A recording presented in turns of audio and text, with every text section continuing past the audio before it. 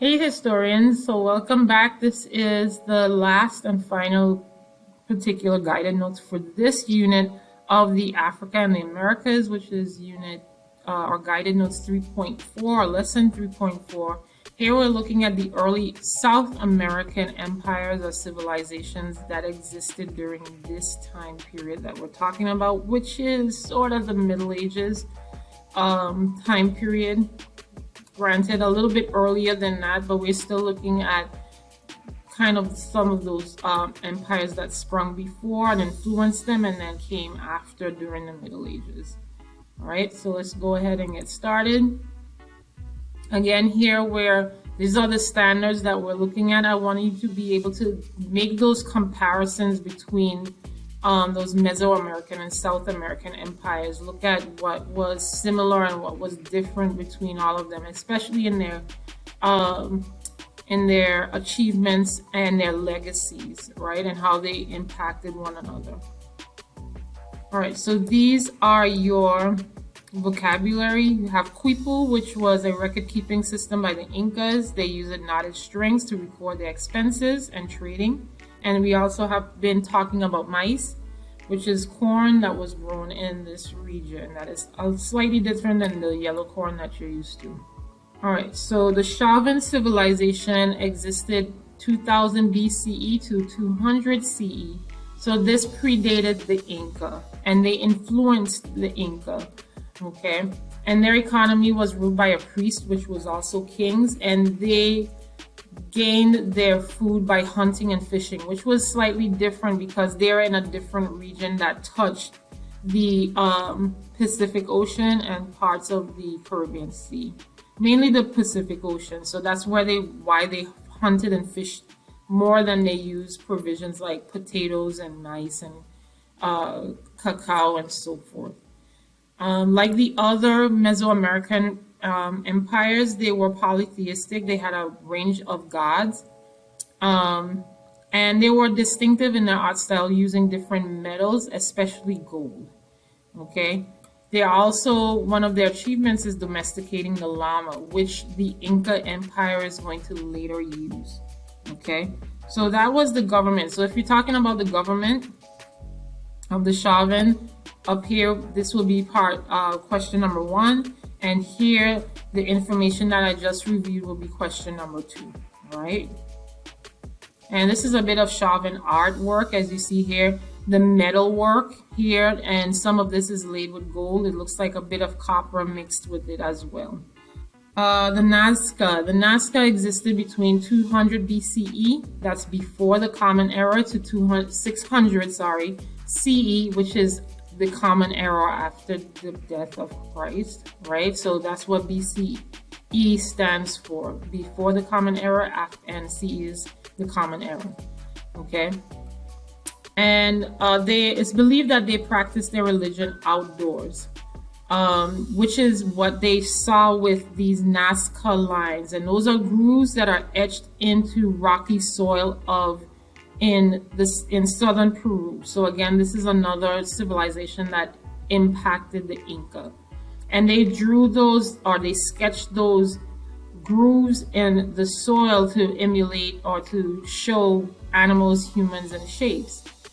Another civilization that did this in the Caribbean was the Taino. Okay, the Taino frequented places like Puerto Rico and the Virgin Islands and parts of the Dominican Republic. Okay, they also wrote in or etched their drawings in soil or in rocky soil, and mostly rocks. Okay, and that practice is a certain word. Petro means rock, and then glyphs are pictures. So petroglyphs are what they're talking about here. Okay, so you'll see an example of a petroglyph in a minute, which is here. These are the Nazca lines, and as you see here, what in Edpuzzle, tell me what animal do you think this would be? So if you said a monkey, this is probably it, or a chimpanzee. That would probably be the case here in terms of what they would etch. in the Taíno, for the Taínos, they mostly sketch glyphs, like you would see with hieroglyphics in the Mayas and the Aztecs. So it was a little bit more complex with the Taínos versus the Nazca. Okay, and like I said, Taínos frequented the Caribbean. Okay. All right, so the Inca means ruler, and the Inca state was built on war. Tell me in Edpuzzle, there was another state or another empire, Mesoamerican empire, that was also built on war. What was the name of that empire? All right, so if you said the Aztecs, that would be correct. The Aztecs was also an empire that was built on war. Okay, very much so. They did not, and this is your question for number 4, they did not use the invention of the wheel. Okay, the wheel was invented and other civilizations used it, but the Inca did not. Okay. However, what they did use was llamas to carry their war supplies. Now, why would they use llamas? They used llamas because llamas are able to travel to the high mountains of Peru. Okay. And they were able to carry their war supplies in those high mountains in Cusco. So if you ever seen the Emperor's New Groove, and I'll try to find a picture somewhere there, right? If you ever seen the Emperor's New Groove, and I think the emperor was called Cusco, that's where it comes from. This is based on the Inca civilization, okay? All right.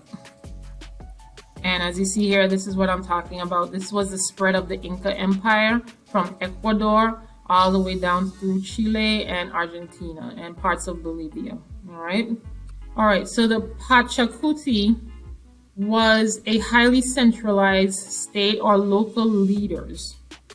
Okay. And the Pachacuti would require that they send their children to the capital so that they could be educated in Inca ways. So the boys would be in one area or in one housing unit, and then the girls will be in one area or one housing unit. And you'll see that in a minute when we get to another part.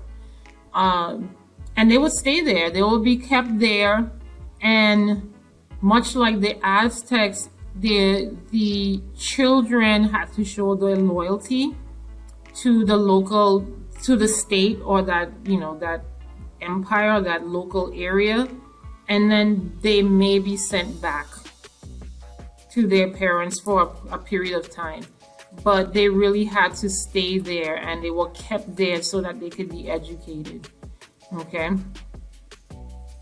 And that's kind of the way they created this highly centralized state. It's almost like they wanted to make sure that the kids were trained in that way to make sure that the state functioned in the Inca ways. They also divided the empire into 4 quarters, which was ruled by a governor. Okay, so that's how they were able to create this centralized state, which is your question for number 5. Your answer for number 5, sorry.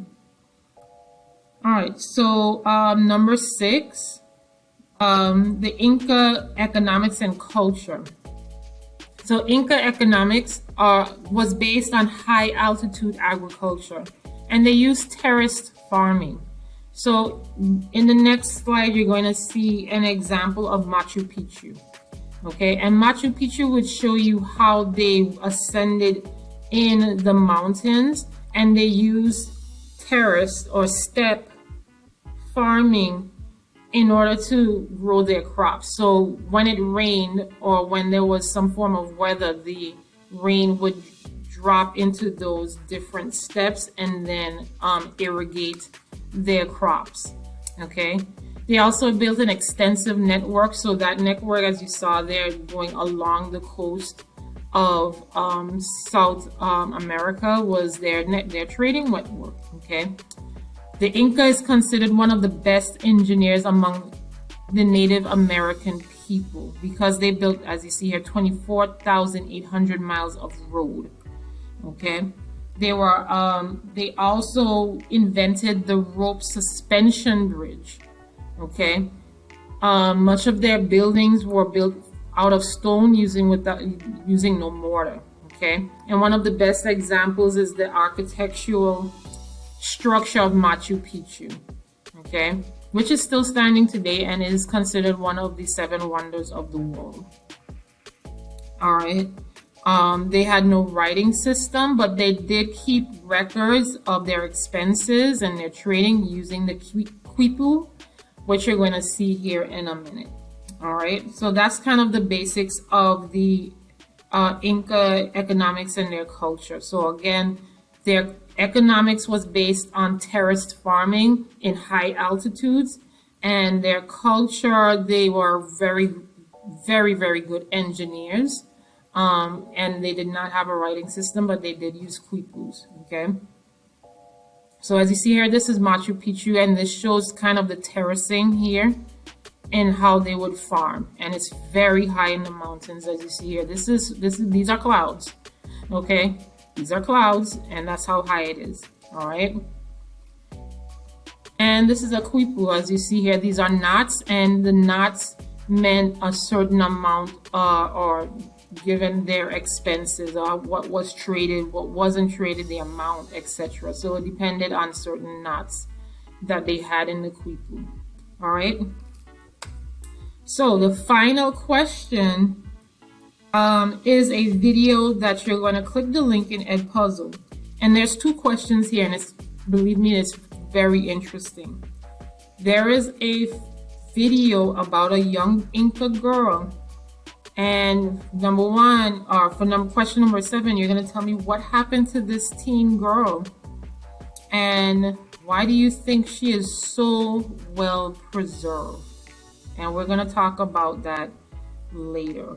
Okay. I think it will be interesting. So thank you for tuning in, and I'll see you in the next video. Peace.